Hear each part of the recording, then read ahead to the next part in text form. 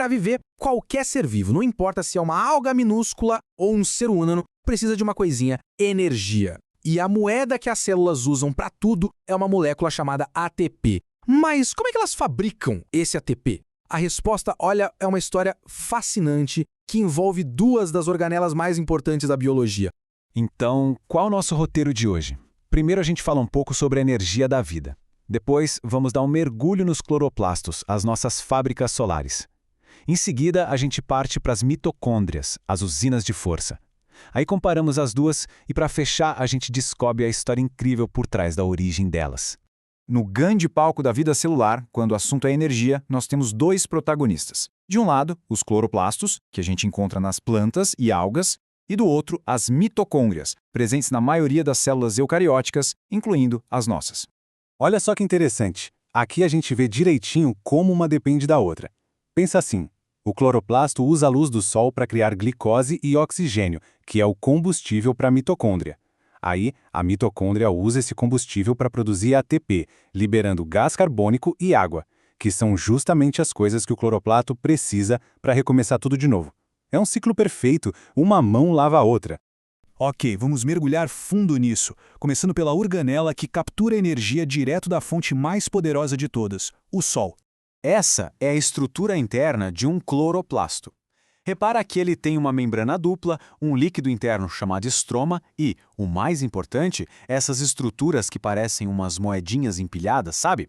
O nome dessas pilhas é grana, e cada moedinha dessas é um tilacoide. É ali, na membrana dessas pequenas estruturas, que a mágica da fotossíntese realmente começa. Então, resumindo, o tilacoide é o coração da operação. A membrana dele é cheinha de clorofila, aquele pigmento que deixa as plantas verdes e que é fundamental para absorver a luz do sol. Pensa nele como se fosse um painel solar super especializado. Agora a coisa fica esquisita. Olha só isso. O cloroplasto tem seu próprio DNA, seus próprios ribossomos para produzir proteínas e ele pode até se dividir sozinho. É quase como se fosse um organismo independente vivendo dentro da célula. Guarda essa ideia, que ela vai ser importante. Apesar de toda essa autonomia, o cloroplasto ainda depende da célula. Ele importa uns 90% das suas proteínas através de portões especializados, os complexos TIC, na membrana de dentro, e TOC, na membrana de fora. Eles funcionam como seguranças moleculares, controlando exatamente o que pode entrar. A fotossíntese é basicamente dividida em duas grandes fases. Primeiro tem a fase fotoquímica, que depende da luz. É nela que a energia luminosa vira a energia química de curto prazo, tipo o ATP. Depois vem a fase bioquímica, que usa essa energia que foi guardada para transformar o CO2 em açúcar, ou seja, em glicose. Olhando de perto a fase fotoquímica, a gente vê como funciona. A luz do sol bate no fotossistema 2, dando energia para elétrons que saíram da água. Esses elétrons viajam por uma cadeia de transporte, ajudando a criar ATP no caminho. E depois são reenergizados no fotossistema 1 para finalmente produzir o NDPH. É como uma linha de montagem molecular que funciona com luz solar. Agora, vamos para a segunda organela da nossa história. Vamos ver como ela pega a glicose que a fotossíntese produziu e a transforma em energia que a célula inteira pode usar. E essa aqui é a mitocôndria. Assim como o cloroplasto, ela tem duas membranas, mas olha só a diferença por dentro. Em vez daquelas pilhas de tilacoides, a membrana interna é toda dobrada, formando o que a gente chama de cristas mitocondriais. E essas dobras não estão aí por acaso, não. As cristas aumentam e muito a área da superfície. E mais superfície significa mais espaço para as enzimas e proteínas que fazem a etapa final e mais produtiva da produção de energia. É uma otimização de espaço simplesmente genial. A respiração celular, que é o processo de tirar a energia da glicose, acontece em 3 etapas. Começa lá no citoplasma com a glicólise. Depois, a ação se move para dentro da mitocôndria para o ciclo de Krebs. E termina com um gran finale, a cadeia respiratória, que acontece bem nas cristas que a gente acabou de ver. A primeira etapa, a glicólise, é a quebra inicial da glicose. Ela acontece fora da mitocôndria e produz um pouquinho de ATP, além das moléculas de piruvato que vão ser o combustível para a próxima fase. É como se fosse o aquecimento para o evento principal.